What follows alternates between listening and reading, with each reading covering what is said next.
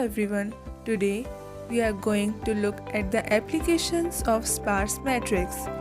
But before diving into it, let's do a quick revision of sparse matrix. Matrix in which most of the elements are zero is called a sparse matrix. For example, here we have a 4x4 matrix. Out of the 16 elements, only 5 elements are non-zero. So, this is an example of a sparse matrix.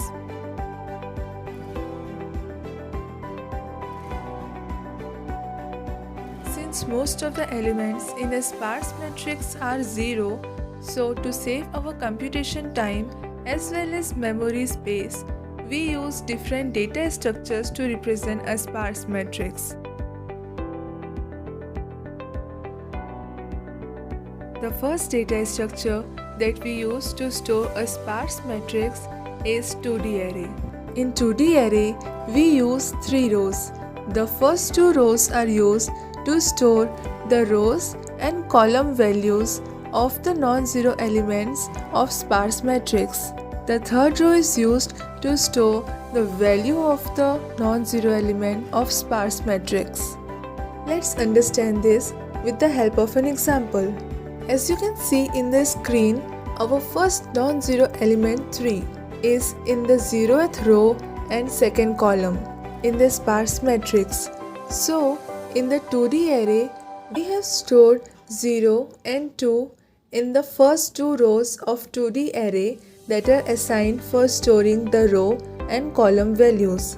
3 is stored in the last row of 2D array that is assigned for storing value of non-zero elements in sparse matrix. Since an array is fixed in size and all the memory locations are contiguous, 2D arrays are best used when we want to traverse and display all the non-zero elements of sparse matrix in the output section. The second data structure that can be used to represent a sparse matrix is a linked list. In linked list, each element contains 4 elements. The first 2 elements in linked list are used to store the row and column values of the non-zero elements of sparse matrix. The third element is used to store the value of the non-zero element of sparse matrix. Finally, the fourth and last element is used to point towards the next node that is in the linked list. Linked list is a dynamic data structure, so linked list can be used when we want to insert or delete a non-zero element from the sparse matrix.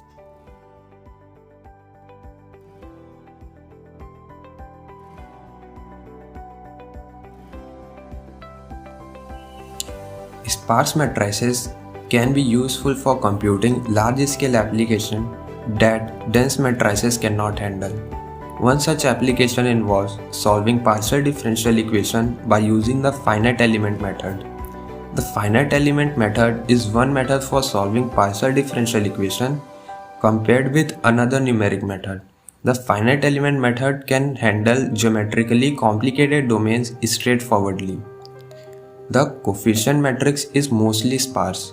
Also, the size of the coefficient matrix is large in order to get an accurate approximation to the solution of PDEs.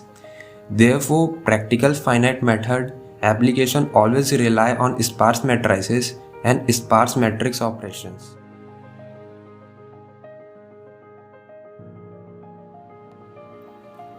In recommender systems, we typically work with very sparse matrices as the item universe is very large, while a single user typically interacts with a very small subset of the item universe. Take YouTube for example. A user typically watches hundreds if not thousands of videos compared to the millions of videos YouTube has in its corpus, resulting in a sparsity of more than 99%. This means that when we represent the users as row and items as column in a matrix, the result is an extremely sparse matrix consisting of many non-zero values.